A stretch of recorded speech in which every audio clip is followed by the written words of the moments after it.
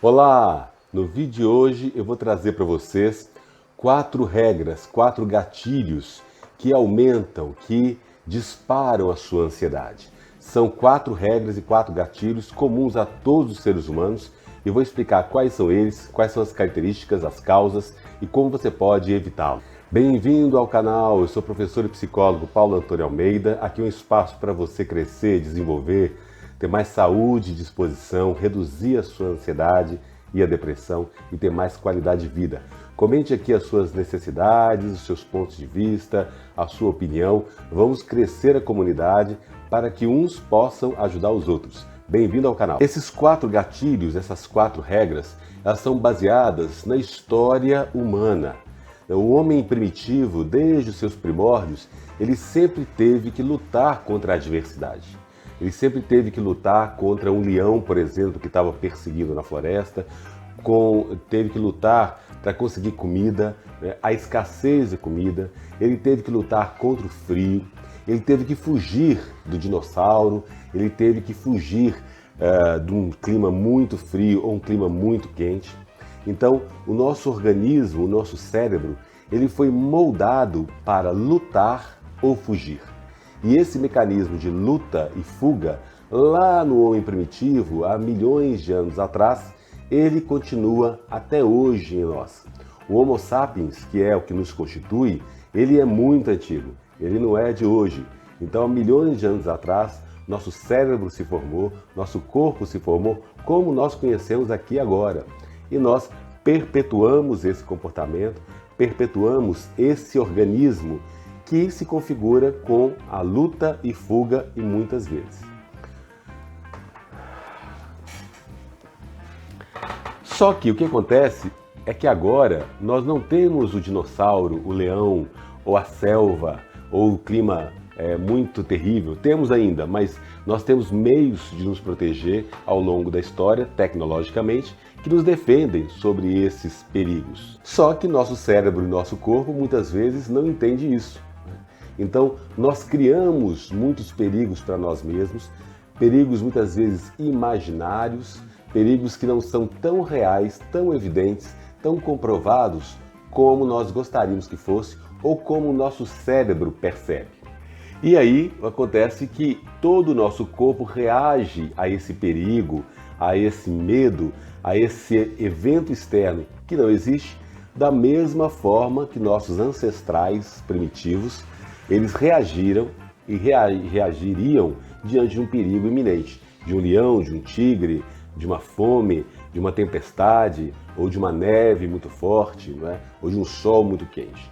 Então, é isso que acontece com a gente, e eu vou explicar quais são esses 4 gatilhos, essas 4 regras, 4 gatilhos para você conhecer cada vez mais e poder se controlar. A primeira regra, ela é: detecte o perigo quanto mais rápido você puder. Então, se você tem medo de aranha e você viu que pode ter uma aranha perto de você, rapidamente o seu cérebro ele dispara a luta ou a fuga no seu organismo e você fica apavorado para lutar ou fugir contra aquele perigo. E ainda que não exista nenhuma aranha, se você imaginou que está tendo uma aranha ali, meu Deus, você sai correndo ou vai lutar para querer matar aquela aranha, não é isso? Então, o primeiro gatilho, a primeira regra é: detecte o perigo. Cérebro, detecte o perigo o mais rápido possível para ajudar você a sobreviver e a lutar ou fugir.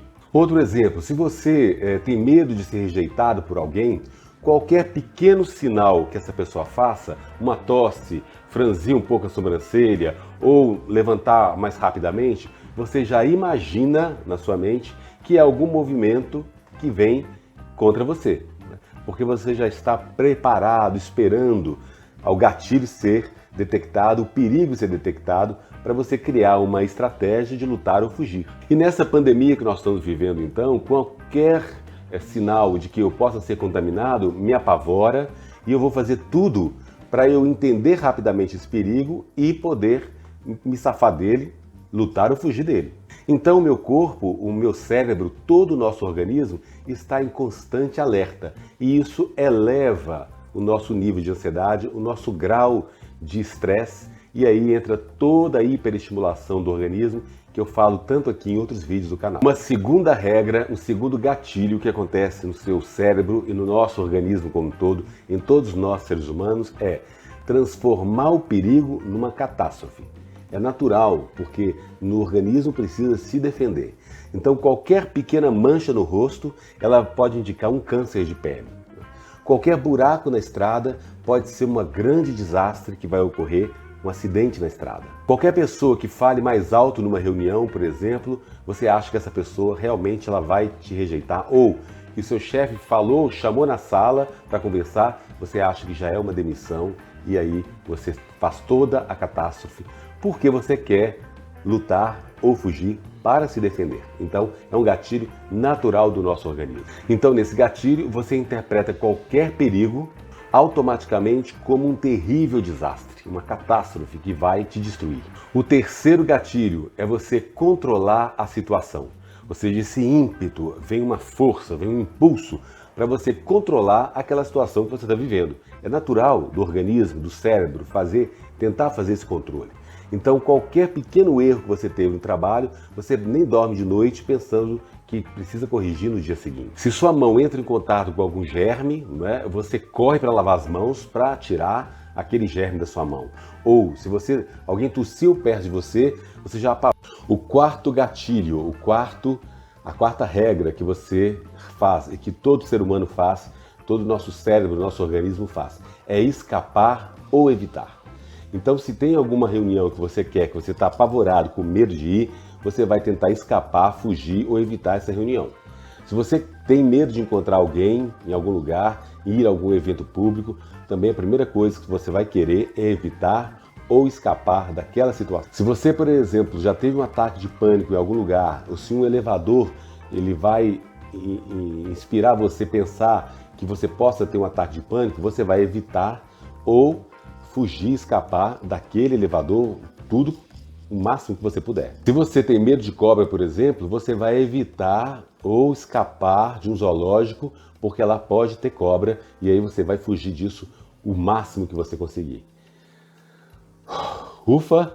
Então essas são as 4 regras, os 4 gatilhos principais que o nosso organismo tem naturalmente para evitar e aí tentar controlar, aumentar o perigo, fugir, escapar, tentar de todas as formas diminuir a ansiedade ou não tê-la nunca. Vamos detalhar um pouquinho mais esses 4 gatilhos.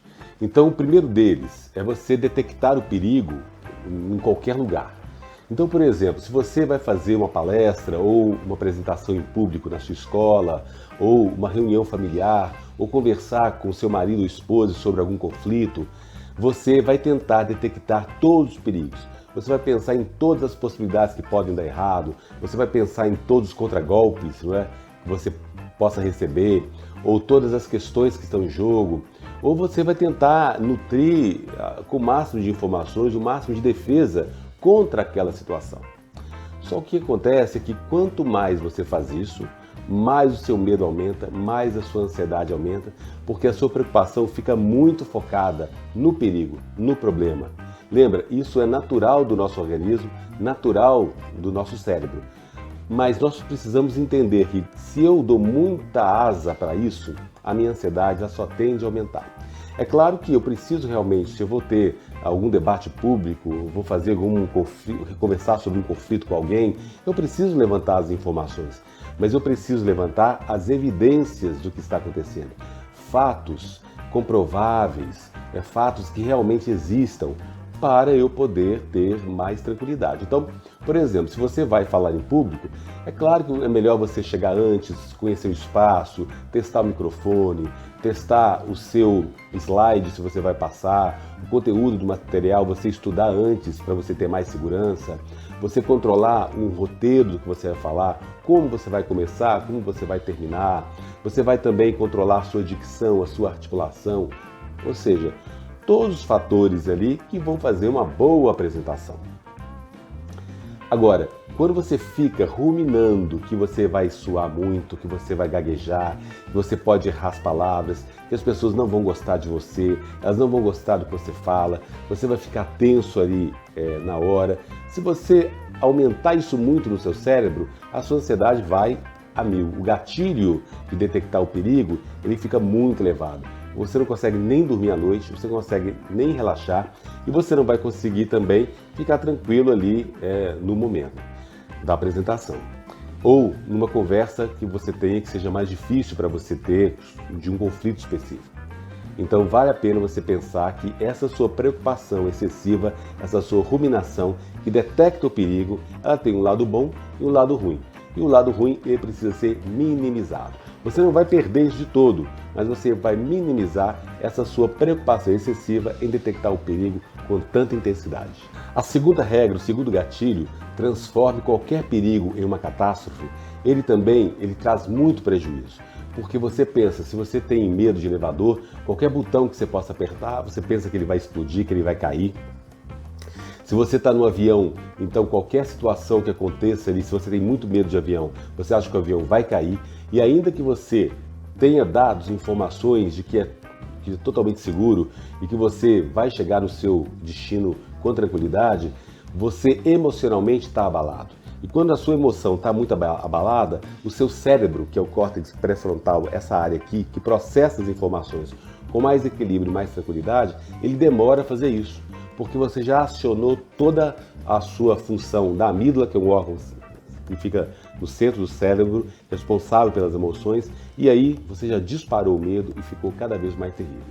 Então, o que nós precisamos pensar é esse transformar o perigo em catástrofe, que é natural do ser humano e do cérebro, precisa ser também minimizado, diminuído, para que a sua ansiedade reduza cada vez mais. O terceiro gatilho, a terceira regra, que é controlar a situação o máximo possível, acaba se transformando num grande inimigo seu.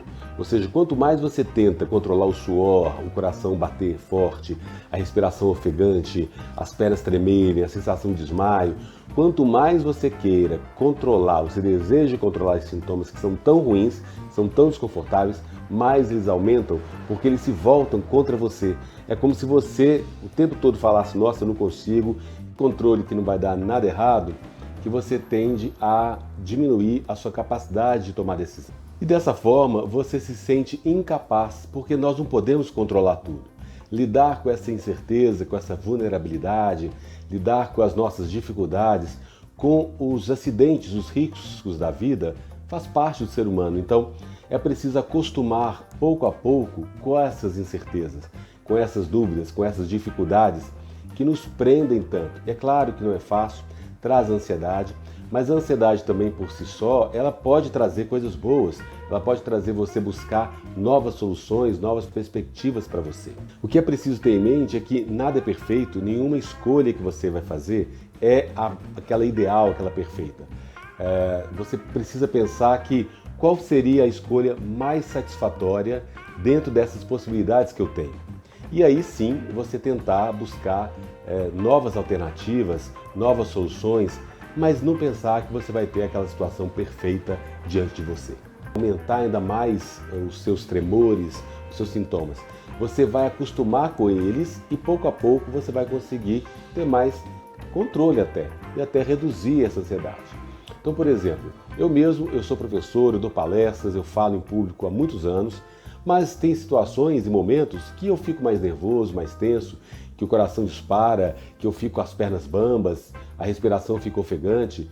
Dependendo do lugar que eu estou, da situação, do momento, ainda que eu tenha aí mais de 30 anos de experiência, isso não tira muitas vezes o meu nervosismo. Agora, sabendo disso, eu posso vivenciar esses sintomas, essas sensações desconfortáveis, de uma forma mais leve, ou seja, eu sei que isso é natural da ansiedade, que muitas vezes é um momento que eu estou vivendo, uma situação específica, mas que vai passar.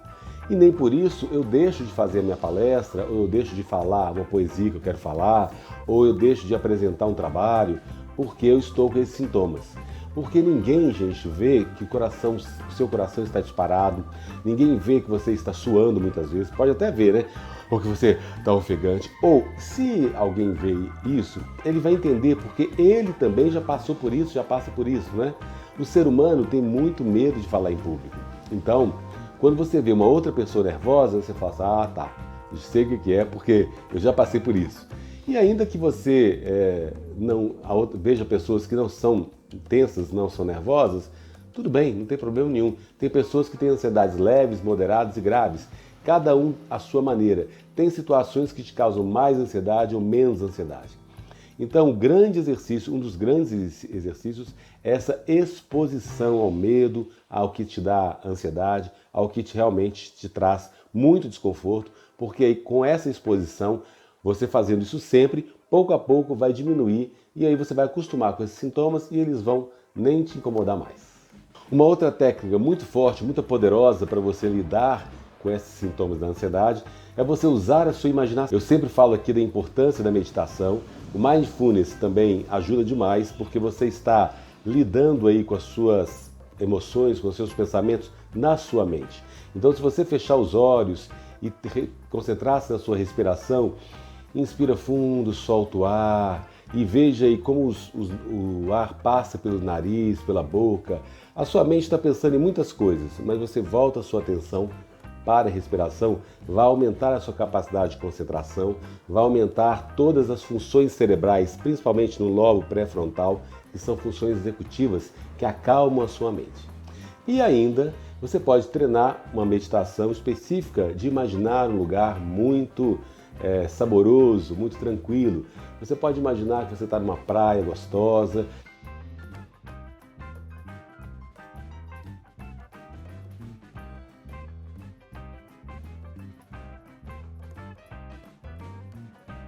que você está pisando na areia, que os seus pés descalços estão ali sentindo aquela areia quentinha, não muito quente, porque senão queima o pé e machuca, mas aquela areia quentinha, confortável, quando a gente vai na praia, é o início da manhã, e aquela manhã o sol ainda não está muito rachando, né?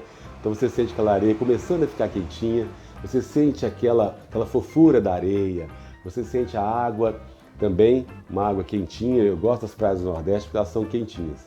Então a água quentinha, você pode entrar, a água subindo pela canela, pela coxa e subindo até o seu corpo, e você imaginar que você está mergulhando naquela água morna, quentinha, as ondas são suaves, gostosas, o céu está azul, está muito gostoso, né? Você vê a temperatura agradável, um vento também muito gostoso, e depois você sai dali, vai tomar uma cerveja gelada, comer um peixe gostoso.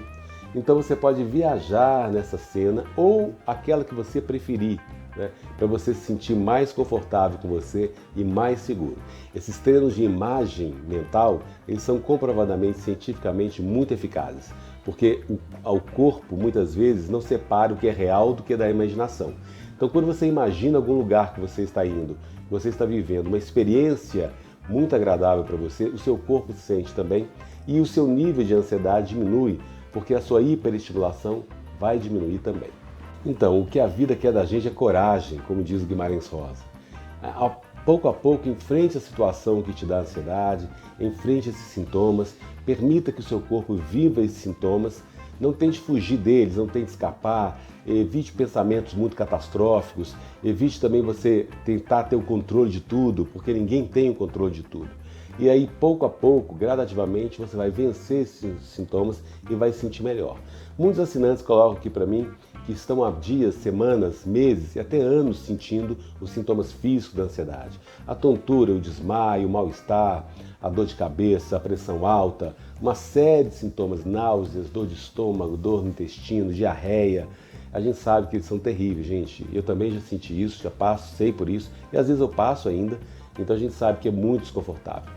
Mas nós temos aqui aprendido no canal, com os vídeos aqui, que você pode pouco a pouco aceitar também esses sintomas, porque se você lutar contra eles, querer controlá-los, eles só aumentam. Então treine pouco a pouco você ir dissolvendo esses sintomas. À medida que você deixa de controlar, você vai surfar, lembra que eu já falei aqui, como se fosse um surfista na onda ali desses sentimentos, dessas emoções, desses sintomas tão desconfortáveis. Você está surfando nessa onda e criando melhores condições para você e para a sua vida com mais qualidade de vida. Se você ainda não assinou meu canal, por favor, assine aqui, dê um like, comente, compartilhe, clique no sininho para receber as notificações, porque eu posto vídeo todos os dias às 20 horas. Então fica muito mais fácil se você clica no sininho, recebe a notificação e a gente pode aumentar essa comunidade, ter mais gente comentando, falando aqui dúvidas, sugestões e perguntas que sempre enriquecem o canal. Obrigado pela presença, um beijo, até o próximo!